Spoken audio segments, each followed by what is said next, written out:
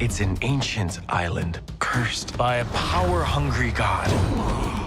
With Moana 2 about to premiere in theaters, now is the perfect time to theorize about the sequel's villains and their motivations. Unlike the original film, Moana's next adventure will feature two spiteful gods determined to get in her way. Nalo and Matangi will be unlike any threat that Moana has faced before, and she'll have to be clever if she wants to escape their ire. It's hard to imagine what two gods may have against a single young woman, but it's believable that they fear her capabilities after she successfully restored the heart of Te Fiti. In today's video, I'll discuss what motivates Nalo and Matangi and the dangers they pose. Setting foot on its sands would break the curse. Bring our people together again. Number 1. Dividing the people. The first goal that comes to mind when I consider everything we know about Matangi and Nalo is their desire to separate the wayfinding people from one another. In an interview, the creator, official, and co-director of Moana 2 confirmed that Nalo believed that united people were capable of anything, which likely includes taking him down. In the latest trailer, he tells Moana and Maui that a single human won't be enough to break his curse while he blocks their way forward. From the context clues we are given, I believe Nalo is the dangerous storm preventing Moana from reaching the ancient island. The ancient island is the key to breaking the curse and is likely home to other Wayfinder descendants left stranded by Nalo's torment. I can't imagine a god as powerful as Nalo fearing mere mortals unless he has a reason. We'll likely receive a flashback sequence or story about Nalo somewhere in the film, explaining a previous defeat or forced dormancy. As we heard nothing about the other gods in the original Moana, I can only assume that Nalo kept to himself until the people of Motunui began sailing again, giving him something to fear. Moana's defeat may become personal for Nalo as she's the one thing standing between him and maintaining his power. Matangi's role in this plan is less clear. Currently, she's listed as the film's secondary antagonist, meaning she may have a smaller role to play in the narrative. However, she does clash with Maui in the trailers, using her swarm of bats to attack him. She also claims that reuniting the people will cause them, the heroes, to be destroyed.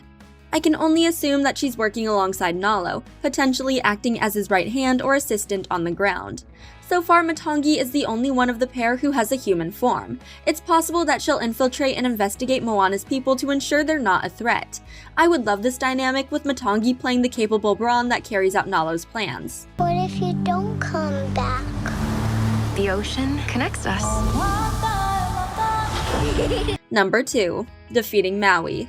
The subplot of Moana follows Maui's life and how his experiences shaped how he views himself.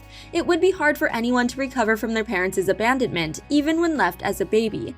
Abandoned at such a young age, the gods showed mercy and decided to raise him as their own. He became a demigod with special powers that he used for the service of humanity. Unfortunately, Maui connected his self-worth to how much humanity needed and appreciated his efforts, leading him to one-up each act of kindness, bravery, or strength.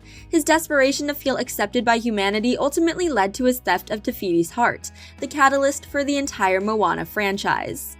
Despite being responsible for Te Kā and the darkness plaguing Moana's people, she still grew up with stories about Maui. His legacy is set in stone, as his feats as a demigod serve more revered than anything the other gods have accomplished, as they play a minimal role in the original story. The people love Maui for everything he's done for them, and likely love him more now that Moana has helped him find his way. He has likely accomplished many more great things in the time skip between films, making him a figurehead in Motunui's culture and stories. In fact, one of the new characters and a member of Moana's crew, Moni, is a Motunui storyteller who idolizes Maui. I wouldn't be surprised if Nalo and Matangi's goal ended up being about Maui and his reputation. Since the people of Motunui barely mention their gods but now tell stories of Maui, his predecessors may feel jealous now that they're not receiving recognition. Their jealousy could spur them to strike Maui down or force him into submission by hurting those he loves most, humanity.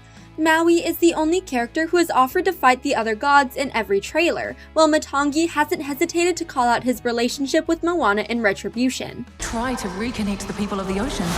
You will be destroyed! Number 3. Taking control of the sea. One of the most prominent characters in the franchise isn't a hopeful sailor or god's chosen, but the very sea itself. The large body of water is a sentient creature in Moana that likely predates every creature on the planet. Wise, kind, and versatile, the sea chose Moana to restore Te Fiti's heart and save her people from a very young age. It was drawn to Moana as much as she was drawn to it, and likely called to her every chance it had. Unfortunately, Moana's duty to help her people and parents kept her away from the water until her mid-teens. The sea helps Moana throughout her journey and makes recurring appearances in the trailers for Moana 2, showing their bond is still strong. It's worth mentioning that the sea is much more than Moana's oldest friend. It's an entity that connects every living thing and stretches across the entire world. By gaining control over the sea, the gods could take over the entire world or allow their influence to reach every corner of civilization. Unfortunately for Moana, Nalo may have an easier time controlling the ocean than she realizes. As a god, he manifests as a massive storm. In the trailer, he appears as a raging tempest, darkening the skies and creating turbulent waves. Within Nalo's storm, no one would be capable of sailing safely across the sea, including those locked away within the ancient island. With the power of the wind and sky at his fingertips, it would be easy for Nalo to manipulate the sea's natural elements, making the entity appear much less friendly to Moana and her crew. Speaking of Moana, she faces off against numerous sea monsters in the promotional material. If Nalo or Matangi have recruited or created the deep sea creatures, then they've added another level of control, threat, and torment to their master plan. Maui's fish hook.